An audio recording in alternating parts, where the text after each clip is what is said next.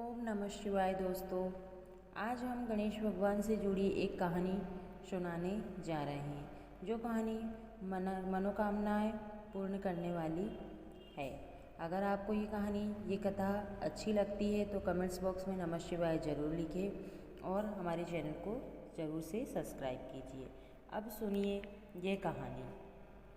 बहुत समय पहले की बात है। एक दिन गणेश जी धरती पर सैर कर रहे थे।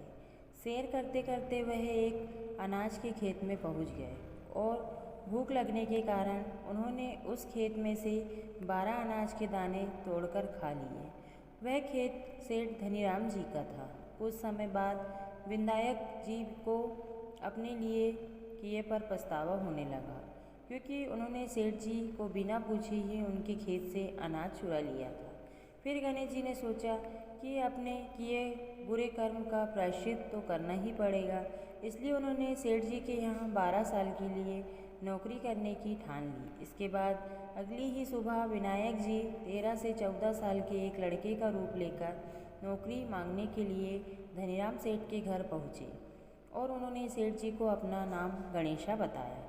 विनायक भगवान की बुद्धिमानी की परीक्षा लेने के बाद सेठ जी ने खुशी खुशी नौकरी भी दे दी।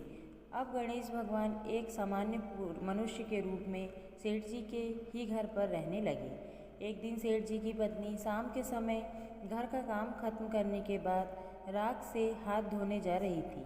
वह देख गणेश जी ने सेठानी जी के हाथ पकड़कर जबरदस्ती मिट्टी से धुलवा दिए। गणेश जी की इस हरकत से सेठानी आग बबूला हो गई और उन्होंने सेठ जी के कमरे में जाकर गणेशा की शिकायत कर दी।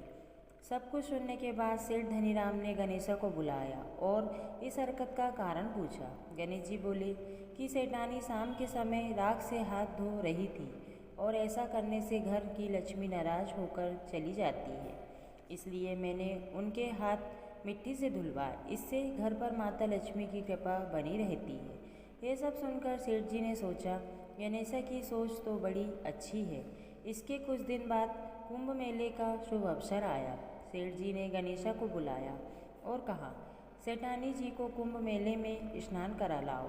अब सेठानी और गणेशा स्नान के लिए मेले में पहुँचे।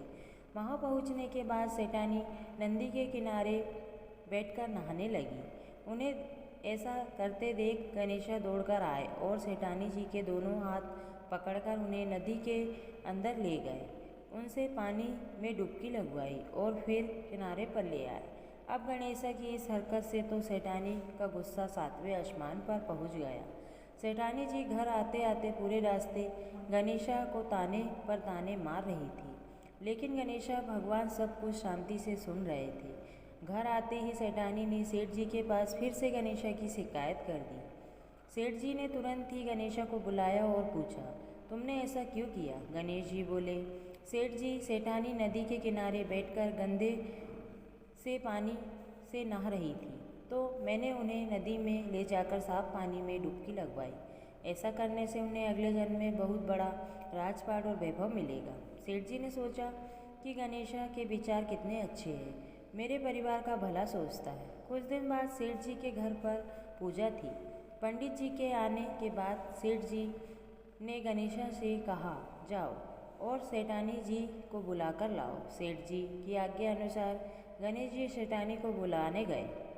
उस वक्त सेठानी काली चुनरी ओढ़कर कमरे से बाहर आ रही थी। यह देखते ही विनायक जी ने वह काली चुनरी उतार कर फाड़ दी और कहा कि पूजा के लिए लाल रंग की चुनरी ओढ़कर आई है।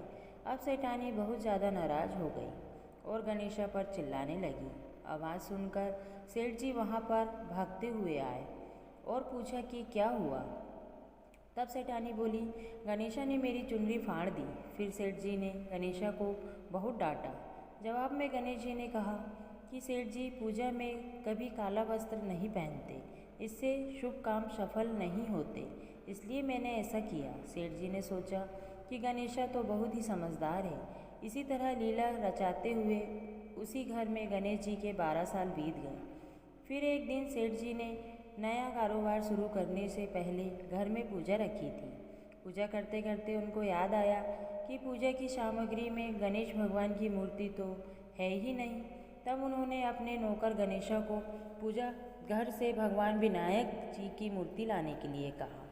गणेशा बोला कि मुझे ही मूर्ति समझकर पूजा में विराजमान कर लो, आपके सारे शुभ काम सफल हो जाएंगे।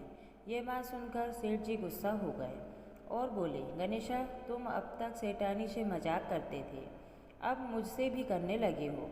उत्तर में गणेश जी ने मुस्कुराते हुए कहा, नहीं सेठ जी, मैं मजाक नहीं कर रहा, मैं सत्य वचन कह रहा हूँ। इतना कहने के बाद नौकर गणेशा ने अपना असली गणेश भगवान का स्वरूप धारण कर लिया। साक्षात गणेश भगवान को सामने देखते ही सेठ और सेठानी उनके चरणों में लीन हो गए और उन्होंने अपनी पूजा संपन्न कर ली। इसके पश्चात गणेश जी देखते ही देखते अंतर्ध्यान हो गए। बाद में सेठ और सेठानी को बहुत पछतावा होने लगा कि स्वयं भगवान हमारे घर नौकरी कर रहे थे और हमने उनके साथ कितना बुरा व्यवहार किया, उनसे बहुत सारा काम कराया। यह सोचकर दोनों दुखी होने लगे। फिर उसी रात सेठ और सेठानी के सपने में गणेश भगवान प्रकट हुए और उन्हें समझाया कि मैंने 12 साल पहले तुम्हारे खेत से 12 अनाज के दाने बिना पूछे तोड़ लिए थे और उसी कर्म का दोष दूर करने के लिए मैं 12 साल से तुम्हारे घर नौकरी कर रहा था। अगले ही दिन सेठ जी पर गणेश भगवान की माया हो गई। उनका व्यापार दिन दोगुना और रात चौगुनी तरक्की करने लगा। धनीराम सेठ जी के जीवन की काया पलट हो गई। हे गणेश जी, जैसे माया आपने धनीराम सेठ जी पर की, वैसे ही माया इस कहानी को पढ़ने वाले और सुनने वाले पर हर एक व्यक्ति पर करना। कथा अधूरी हो तो इसे पूरी करना और अगर हमसे कोई गलती हो गई हो तो हमें क्षमा करना। इस कहानी को गणेश जी के व्रत के बाद एक अन्य किसी व्रत के बाद पढ़ना शुभ माना जाता है। जय गणेश, जय विनायक जी। दोस्तों, ये कहानी अगर आपको पसंद आई हो तो कृपया इस वीडियो को लाइक करें और ऐसी ही और बहुत सारी कहानियाँ सुनने के लिए हमारे चैनल को सब्सक्राइब करें। धन्यवाद दोस्तों।